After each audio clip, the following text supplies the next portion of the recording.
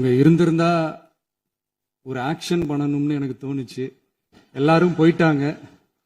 இல்ல பர்மிஷன் பண்ணலாமா? இப்பவும் பண்ணலாம், ஒன்றும் தப்பு இல்லை.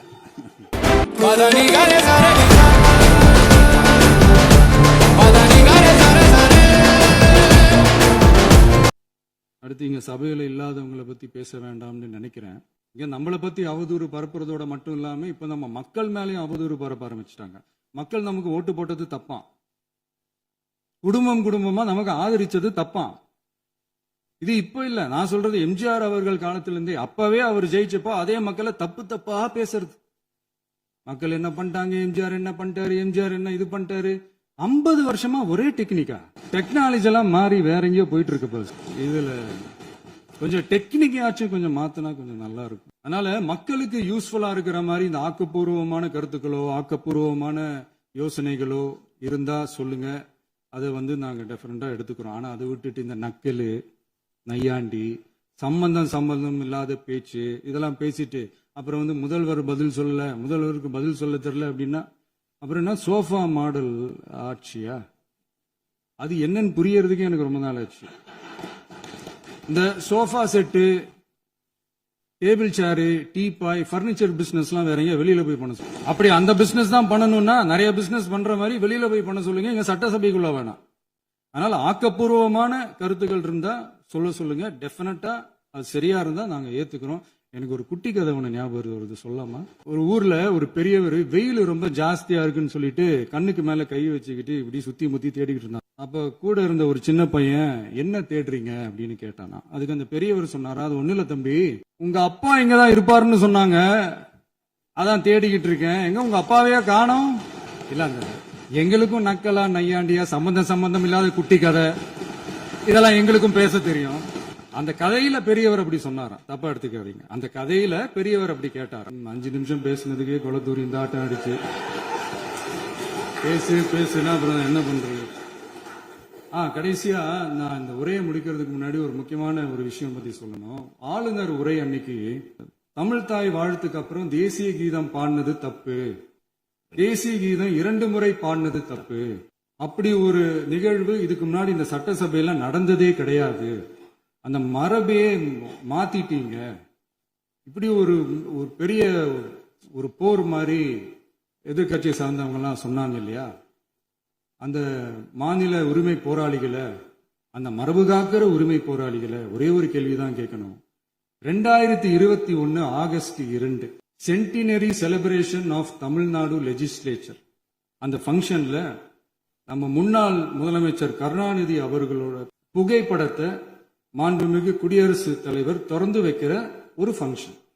அந்த ஃபங்க்ஷன்ல national anthem followed by Tamil தாய் வாழ்த்து அப்படின்னு அறிவிச்சது ஞாபகம் இருக்கா? அதாவது தேசிய கீதத்துக்கு அப்புறமா 2வது முறையா, நோட் திஸ் பாயிண்ட் மாண்புமிகு பேரவைத் தலைவர் அவர்களே, பிளீஸ் நோட் திஸ் பாயிண்ட்.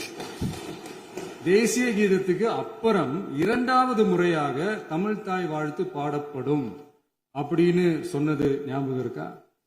அதுவும் முத்தமிழ் அறிஞர் அப்படின்னு சொல்ற நம்ம கலைஞர் அவர்களுடைய அந்த புகைப்படம் வெளியிட்டு விழாவில் அவர் இருந்த இதே சபையில தமிழ 2வது இடத்துக்கு தள்ளினது யாருன்னு ஞாபகம் இருக்கா?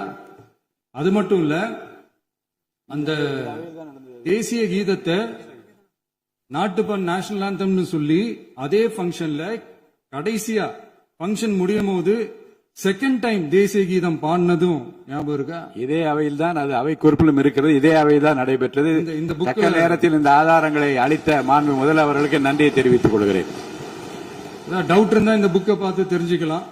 இதெல்லாம் கேட்டா என்ன சொல்லுவாங்கன்னா, அது ஜனாதிபதி கலந்துகிட்ட ஃபங்க்ஷன், அதெல்லாம் அப்படிதான், அதெல்லாம் கண்டுக்க கூடாது அப்படின்னு சொல்லுவாங்க. இதே மாதிரிதான் பேசுறது ஒண்ணு, செய்யறது ஒண்ணு, செய்யறது ஒண்ணு, பேசுறது ஒண்ணு. இதெல்லாம் மக்கள் பார்த்துக்கிட்டு இருக்காங்க. எலெக்ஷனுக்கு முன்னாடி தான் அப்படி செஞ்சுக்கிட்டு இருந்தாங்க, இப்ப எலெக்ஷனுக்கு அப்புறம் அதே தான் செய்யறாங்க.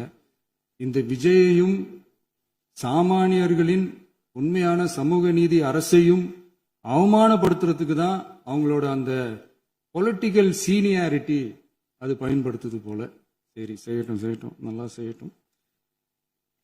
இப்போ